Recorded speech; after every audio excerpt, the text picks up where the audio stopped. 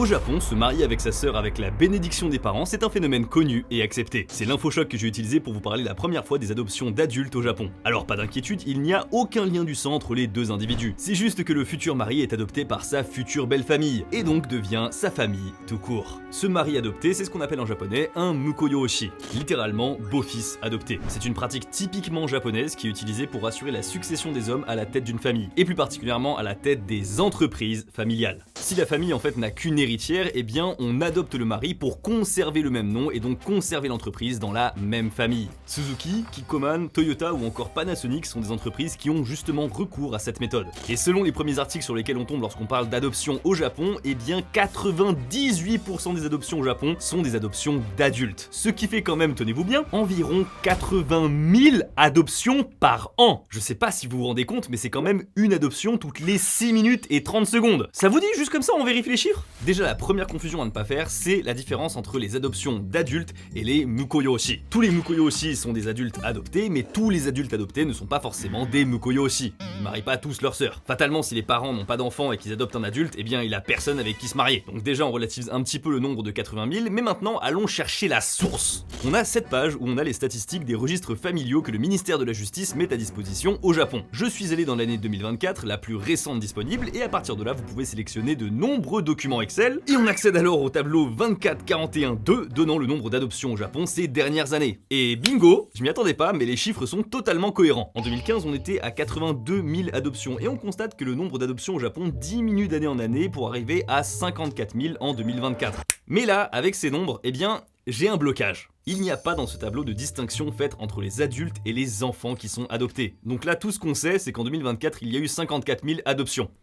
Rien de plus. Donc à partir de là, honnêtement, j'ai cherché pendant des heures des statistiques sur le site, vraiment j'ai fouillé de partout. Et j'ai fini par trouver un document dans les documents de la Cour suprême japonaise. Tableau 10, nombre d'affaires devant les tribunaux de la famille par type d'affaires. Ce tableau me dit que le nombre d'autorisations d'adoption simple et d'adoption plénière sont en 2024 respectivement au nombre de 1582 et de 643. Alors en quoi ce charabia va m'aider ? Eh bien, il va m'aider énormément. Parce que les procédures japonaises pour adopter un enfant mineur, eh bien, elles sont plus restrictives que pour adopter un adulte. Pour un mineur, la loi japonaise demande l'autorisation du tribunal des affaires familiales. Et donc, ça veut dire que si ces cas sont référencés dans le tableau que je vous ai montré tout à l'heure, eh bien, ça veut dire automatiquement que ces personnes-là étaient des mineurs. Conclusion, en 2024, sur les 54 102 adoptions recensées, il n'y a que 2225 mineurs. On est à 96% d'adoptions d'adultes en 2024, ce qui est très proche du fameux 98 qu'on nous ressort à toutes les sauces dans tous les articles. Voilà, c'était juste pour montrer à quel point ça peut être laborieux et fastidieux de remonter jusqu'aux vraies statistiques. Mais alors, maintenant qu'on a prouvé que le phénomène d'adoption d'adultes est bien un phénomène conséquent,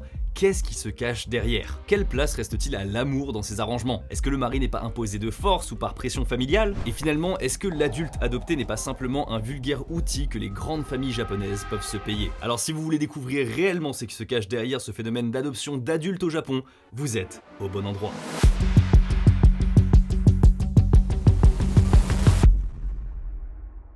Typiquement, les sites japonais pour obtenir tous ces chiffres, eh bien, ils sont souvent géo-restreints. Et heureusement, je me géolocalise avec seulement quelques clics au Japon et j'y ai accès. Et d'ailleurs, c'est le même système qu'on utilise pour avoir accès aux séries sur Netflix, Prime Video, Disney+, ou encore Crunchyroll. C'est pareil pour toutes les plateformes de streaming en fait. Mais il y a également certaines réservations d'hôtels sur Airbnb ou Booking ou encore des réservations de billets d'avion où ce n'est pas toujours le même prix en fonction de ta géolocalisation. Et pour tous ces problèmes, bien sûr, j'ai CyberGhost VPN. Et surtout, ça ne coûte même pas un café en terrasse par mois, c'est 2,03€ par mois avec le lien en description. Ça fait quand même moins 83% de réduction quand même, hein. Surtout qu'il y a 4 mois qui sont offerts par CyberGhost VPN et surtout pour ce que ça débloque, vous devriez même pas réfléchir. Mais si jamais vous hésitez, c'est quand même satisfait ou remboursé pendant 45 jours. Et d'ailleurs, CyberGhost VPN vous encourage même à partager votre compte parce qu'ils ont jusqu'à pas 2 ou 3 appareils, mais 7 appareils simultanés. J'avoue que même moi j'en ai pas autant. Autre utilité, c'est pour empêcher la récupération des données via les wifi publics, bref, ça vous connaissez. Et pour comprendre l'étendue des adoptions d'adultes, je vous propose une histoire qui s'est passée il y a quelques années au Japon. Le 14 février 2021, le jour de la Saint-Valentin, un homme de 28 ans qu'on va surnommer Kaneki est adopté par une femme de 54 ans.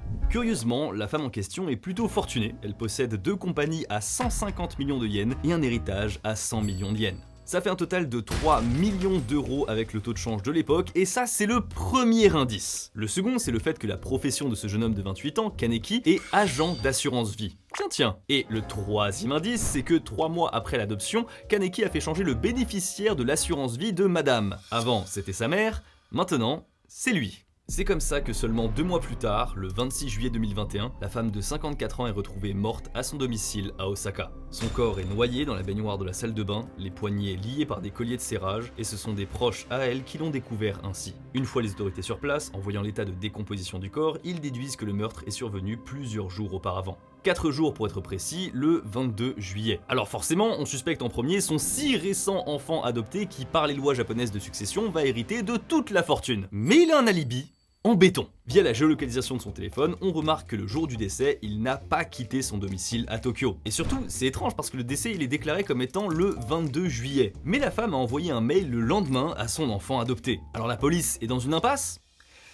Pas du tout! Clairement, le travail a été fait par un amateur qui se croyait plus intelligent que les autres. Déjà, le mail envoyé le 23, on détecte que c'est un mail qui a été programmé à l'avance. Donc, on se doute un peu qui l'a programmé. Et surtout, sur des images de vidéosurveillance de l'immeuble datant du 22, donc le jour du décès, on voit Kaneki marcher tranquillement avec un couteau de cuisine à la main. Ah vraiment, je vous ai dit, un amateur. Toutefois, il faudra pratiquement 1 an à la police japonaise pour mettre en garde à vue Kaneki, et ce dernier mettra fin à ses jours de lui-même dans sa cellule. Je vous ai raconté cette histoire pour que vous compreniez vraiment que les adoptions d'adultes au Japon, ce ne sont pas que des mukoyoroshi. C'est aussi beaucoup des histoires d'héritage, et ça en fait un peu dans les deux sens du terme. Les premières traces d'adoption d'adultes au Japon remontent au 8e siècle dans une secte bouddhiste, mais sa pratique devient plus fréquente à l'ère Edo avec les samouraïs. Effectivement, ça leur permet de transmettre leur héritage sans avoir de descendance biologique. Au début, les samouraïs cherchent dans les cercles de famille élargis, mais en cas de dernier recours, les samouraïs adoptaient quelqu'un en dehors de ces cercles. C'est comme ça que la pratique a perduré jusqu'à aujourd'hui, où des couples homosexuels s'adoptent entre eux, donc voilà, c'est le plus vieux qui adopte le plus jeune. Au Japon, du moment qu'il y a 1 jour d'écart entre les deux, c'est ok, et ça leur permet de débloquer la possibilité de donner un héritage à leur conjoint. Je trouve que c'est assez sympa, ça prouve qu'il y a de l'amour, alors que dans la pratique du mukoyoroshi, oubliez l'amour. La raison est bien moins romantique que économique. Il est question ici de sauver un nom, une lignée, une entreprise. Des parents adoptent un adulte lorsqu'ils ont besoin d'un successeur pour leur entreprise familiale, ou que leur successeur biologique est une femme. En fait, le problème pour les parents, c'est pas de donner les rênes de l'entreprise à une femme. Ah si, en fait c'est un peu ça. Bon, je caricature, mais c'est vraiment un problème de nom de famille. Pour avoir une descendance au Japon, c'est dans les coutumes de se marier. Et si on se marie au Japon, c'est dans 99,99% des cas que le nom du mari va être conservé. Donc léguer l'entreprise à sa fille, c'est comme choisir qu'elle s'éteigne avec elle, ou alors qu'elle soit transmise dans une autre famille. Et c'est donc pour contrer tout ça que les parents vont adopter le futur mari de leur fille. Mais alors là, vous allez me dire, c'est bien opportun tout ça quand même. Comme par hasard, l'homme choisi comme héritier de l'entreprise est amoureux de la fille des propriétaires. Oh, bah ça alors. C'est du sarcasme, mais en vérité, il y a 2 cas de figure. Le premier, ce sont les familles qui laissent le choix du mari à leur fille. Mais elles se tapent le boulot de convaincre leur futur mari, du coup de changer de nom et de reprendre les rênes de l'entreprise familiale. Et le second cas, qui est beaucoup plus utilisé par les grandes entreprises, eh bien c'est la recherche de gendre idéal par des agences. Dans des vieux reportages, on peut voir Chieko Date, qui est une chasseuse de tête qui travaille justement pour des grosses entreprises familiales. Dans ces cas-là, ce sont des mariages qui sont fortement arrangés pour des raisons purement économiques. L'amour, les sentiments, le ressenti, qu'est-ce que t'en penses de ce mec? Oh là là, ça c'est totalement au second plan. Quoique, c'est dans une logique d'amour et de dévotion à la famille que la fille va être amenée à devoir se sacrifier. Alors que pour le mari, c'est full banco, une femme, une carrière tout tracée et surtout un empire économique dans le creux de la main. Alors si sur le papier on a l'impression que c'est un deal ultra profitable pour le mukoyoroshi, eh bien il est important pour moi de nuancer cette position. Et pour le comprendre, je vais reprendre mes documents Excel de tout à l'heure. Il y a une ligne en dessous de Yoshi Engumi que je vous ai lu tout à l'heure, c'est Yoshi Rien, littéralement la dissolution d'adoption. Et le nombre, il est énorme. Visiblement, c'est autour de 35% des adoptions qui sont dissoutes. Et là, on tient quelque chose de très intéressant. Si au Japon il y a autant d'adoptions d'adultes, c'est aussi parce qu'il y a beaucoup d'avantages à la clé et peu de risques, car c'est très simple de dissoudre cette adoption. En tout cas, c'est très simple si les 2 parties sont d'accord, et même si les 2 parties sont pas d'accord, eh bien c'est très souvent la famille adoptive qui va gagner le procès. Donc ce que montre réellement cette statistique, c'est qu'il y a en permanence une épée de Damoclès au-dessus de la tête des mukoyoroshi. Ils ont un devoir de performance qui est constant et une obligation d'aller toujours dans le sens de la famille. C'est pour ça que j'ai envie de dire, est-ce qu'on peut encore réellement parler d'adoption? C'est plus comme vendre littéralement sa vie, son libre arbitre à une famille, tout en devant renier la sienne. Vous pensez que je vais trop loin? Alors laissez-moi vous raconter le scandale autour de l'entreprise Mitscan.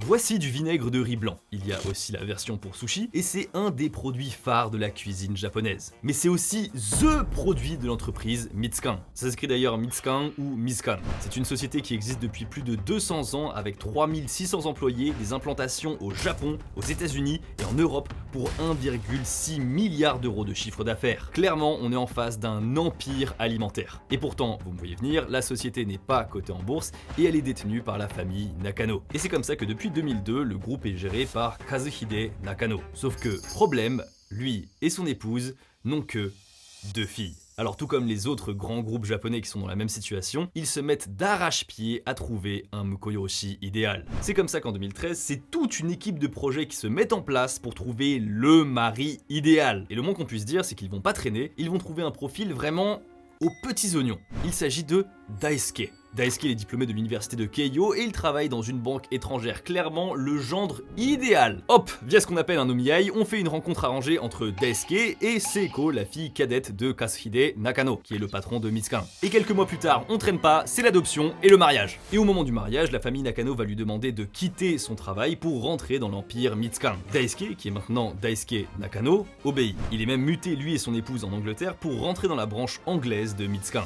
Et bien sûr, on lui promet une carrière éclair chez Mitskan, c'est un peu normal j'ai envie de dire vu que c'est l'héritier, il est censé arriver jusqu'au sommet. Enfin ça, c'est ce qu'il pensait. 2014, un an après le mariage, un bébé naît de l'union entre Daisuke et Seiko Nakano. C'est un garçon. Et cet enfant, il va tout faire basculer. 4 jours seulement après la naissance, le président Kazuhide Nakano vient jusqu'à Londres pour rencontrer son petit-fils. Il est ravi. Ravi au point où il demande à Daisuke de signer des papiers. Oh, 3 fois rien, dit-il. Daisuke, en regardant, reconnaît ces papiers, car il a signé les mêmes 1 an auparavant. Le président de Mitskan veut en effet adopter son propre petit-fils et dévoile ses vraies couleurs. Cette adoption, elle a pour objectif d'évincer Daisuke au profit de son fils. Daisuke est vu comme un intrus dans la famille Nakano. Il n'a pas le sang des Nakano, il n'était là que pour créer l'héritier parfait pour la famille. Un héritier masculin qui possède le même sang que le président. Daisuke, naturellement, refuse de signer ses papiers, mais ce choix va lui coûter très cher parce que Daisuke travaille chez Mitskan maintenant, et donc ce n'est qu'un pion qui danse dans la main du président Nakano. C'est comme ça que le gendre est immédiatement muté à Osaka et forcé de laisser sa femme et son fils à Londres. Les promesses de promotion partent en fumée et on lui impose même un divorce avec sa femme Seiko. Vraiment, Daisuke, il a tout perdu et, pardonnez-moi l'expression un peu vulgaire, mais il a vraiment été exploité comme un sac à sperme. Alors forcément, en 2018, il tente de traîner l'entreprise Mitskan devant les tribunaux. L'affaire, elle va déchaîner les passions, mais c'est David contre Goliath. Le grand groupe japonais parvient à retourner n'importe quel argument et donc rien ne passe. Devant les tribunaux japonais, Daisuke perd sur les 2 fronts, sa plainte pour divorce imposé et séparation avec son enfant, puis son action contre Mitskan pour mutation abusive. Il n'aura strictement rien. Imaginez 2 secondes la frustration pour Daisuke Nakano. Il a tout perdu. Son travail, son nom, sa femme et son enfant. Aujourd'hui, c'est la fille aînée, Yuno Nakano, qui dirige l'entreprise Mitskan, en attendant certainement que son neveu, le fils de Daisuke et Seiko, soit assez grand pour reprendre les rênes de l'entreprise et ainsi conserver le nom et le sang de la dynastie Mitskan. Au début du XXe siècle, devenir Mukoyoshi était vu comme une honte, une humiliation pour un homme. Abandonner sa propre famille pour être sous le joug d'une autre maison. Mais on voit bien que ce sentiment a disparu chez les Japonais au moment où le capitalisme s'est imposé au Japon. Merci beaucoup d'avoir regardé cette vidéo, très intéressant ce sujet bien typiquement japonais. Le lien pour l'abonnement CyberGhostVPN est bien sûr dans la description. Et n'oubliez pas, vous avez vraiment jusqu'à 7 appareils pour un seul compte. Je vous rappelle qu'ici on est sur des formats plus courts que sur la chaîne principale, donc voilà, n'hésitez pas à vous abonner si c'est pas fait. Et moi je vous dis à la prochaine, tchuss.